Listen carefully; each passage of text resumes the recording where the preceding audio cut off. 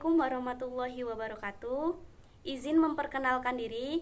Nama saya Wahyuni, NIM 2022 406405113 dari Prodi PGSD kelas 3C. Saya dari kelompok 7 yang ingin membahas tentang filsafat rekonstruksionisme. Apa itu filsafat rekonstruksionisme?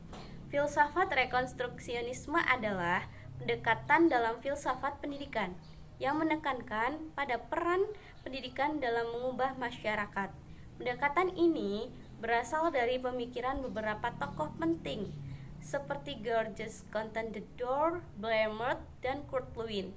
Pada abad ke-20, mereka menyuarakan gagasan bahwa pendidikan harus berfungsi sebagai alat untuk merancang ulang dan memperbaiki masyarakat yang ada. Filsafat rekonstruksionisme menekankan pentingnya pendidikan dalam mempersiapkan individu untuk berpartisipasi aktif dalam perubahan sosial, mengidentifikasi masalah sosial, dan mencari solusi yang berkelanjutan. Dalam pandangan rekonstruksionis, pendidikan bukan hanya tentang mentransfer pengetahuan, tetapi juga tentang mengajarkan keterampilan kritis, pemikiran kritis, dan tanggung jawab sosial. Materi selanjutnya akan disampaikan oleh rekan saya, materi 2. Perkenalkan, saya Mela Anggriani, NIM 2022 406405106. Pemateri 2 yang akan menjelaskan tentang prinsip-prinsip utama filsafat rekonstruksionisme dalam pendidikan. Prinsip-prinsip utama filsafat rekonstruksionisme dalam pendidikan ada 4, yaitu yang pertama perubahan sosial, yang kedua yaitu kritik sosial, yang ketiga yaitu keterlibatan aktif, yang keempat yaitu kolaborasi. Yang pertama yaitu perubahan sosial. Perubahan sosial adalah prinsip utama filsafat rekonstruksionisme adalah bahwa pendidikan harus menjadi kekuatan yang mengubah masyarakat.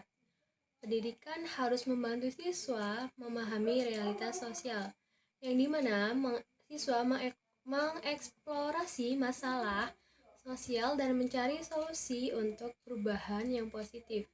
Yang kedua yaitu kritik sosial. Rekonstruksionisme mendorong pemikiran kritis terhadap realitas sosial, yang dimana siswa diajarkan untuk mempertanyakan norma-norma dan nilai-nilai yang ada dalam masyarakat, serta untuk mengidentifikasi ketidakadilan sosial. Yang ketiga yaitu keterlibatan aktif. Siswa diharapkan untuk terlibat secara aktif dalam perubahan sosial. Mereka diajarkan untuk menjadi agen perubahan yang sadar akan isu-isu sosial dan berpartisipasi dalam kegiatan sosial atau politik. Yang keempat yaitu kolaborasi. Filsafat ini mendorong kolaborasi antara guru, siswa, dan komunitas dalam merancang pengalaman pembelajaran yang bermakna.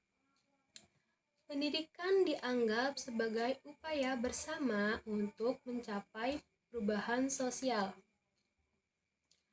Materi selanjutnya akan disampaikan oleh rekan saya. Terima kasih. Terima kasih atas kesempatan yang Saudari Mela berikan kepada saya. Perkenalkan, nama saya Inesyana Hatalia, NIM 2022 406405123.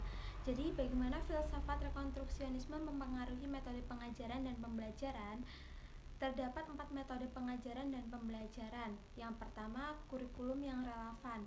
Dalam pendekatan rekonstruksionisme ini, kurikulum yang digunakan atau dirancang untuk mencerminkan masalah-masalah sosial dan isu kontemporer, yang dimana mata pelajaran tidak hanya berfokus pada pengetahuan tradisional, tetapi juga mengintegrasikan pemahaman tentang perubahan sosial dan penerapan solusi yang kritis.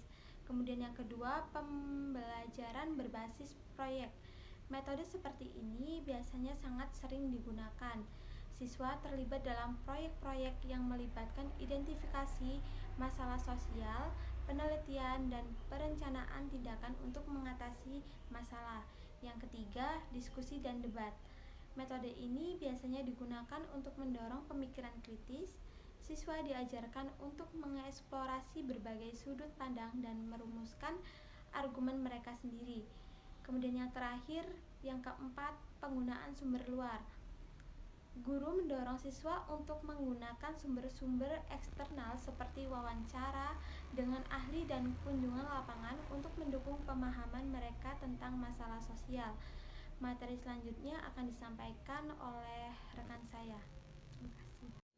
Assalamualaikum warahmatullahi wabarakatuh. Perkenalkan, nama saya Lailatul Mahfuroh dengan NPM 202240640524. Di sini saya sebagai presentator keempat yang akan menjelaskan tentang peranan guru terhadap filsafat rekonstruksionisme dan peran guru dalam pendekatan ini antara lain yang pertama, fasilitator pembelajaran. Guru dalam rekonstruksionisme berperan sebagai fasilitator pembelajaran.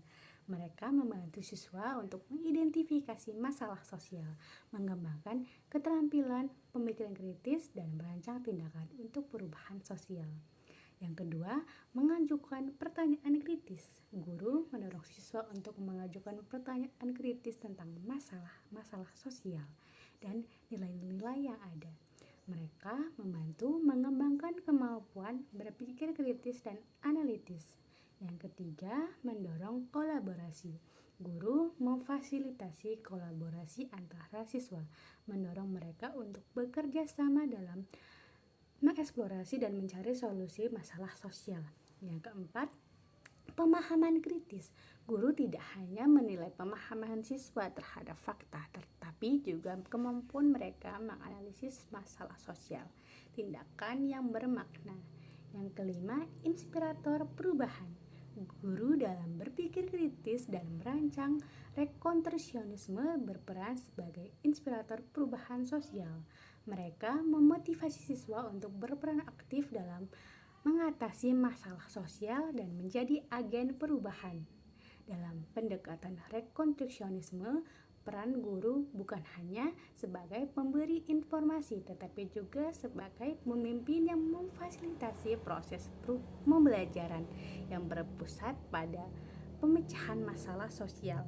Guru berusaha menciptakan lingkungan di mana siswa dapat mengembangkan pemahaman mendalam tentang realitas sosial dan mempersiapkan mereka untuk berkontribusi dalam perubahan positif dalam masyarakat. Mungkin itu saja yang dapat kelompok kami sampaikan. Saya memohon maaf apabila terdapat kesalahan dalam menyajikan presentasi. Terima kasih yang sudah menonton dan kami akhiri. Wassalamualaikum warahmatullahi wabarakatuh.